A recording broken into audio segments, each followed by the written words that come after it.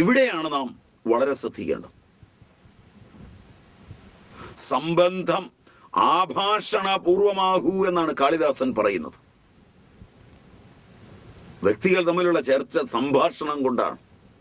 അത് രമ്യമായിരിക്കണം, മനോഹരമായിരിക്കണം, പ്രസന്ന മധുരമായിരിക്കണം.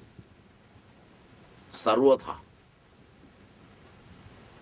ഒരു വാക്കിൽ പോലും അബദ്ധമില്ലാതിരിക്കുക. രാമായണം അങ്ങനെ ഒരുവനെ അവതരിപ്പിക്കുന്നുണ്ട്. ആഞ്ജനേയൻ എന്നാണ് പേര്. നല്ല വൈയാകരണൻ, വടു നിർണയം, ഒരു വാക്കിൽ പോലും അബദ്ധം വരാതെ സുസൂക്ഷ്മമായി ഉപയോഗിക്കുന്നത് എന്നാണ് രാമായണകാരൻ പറഞ്ഞിരിക്കുന്നത്. അതുപോലെ മര്യാദാമസൃണമായി ഭരണാധികാരികൾ എന്ന് വാക്കുപയോഗിക്കും. സ്ഥാനമാനങ്ങൾ വരുമ്പോൾ കാളിദാസൻ പറയുന്നത് പോലെ മരങ്ങൾ കായേറ്റു കുനിഞ്ഞു ചാഞ്ഞിടും, പരന്നമിക്കുന്നു ഘനം നവാമ്പുവാൽ, സമൃദ്ധിയാൽ സജ്ജനമൂറ്റമാർന്നിട പരോപകാരിക്കിതു താൻ സ്വഭാവമാം. സ്ഥാനമാനങ്ങളിലേക്ക് ഉയരുമ്പോൾ തല കുനിയണം.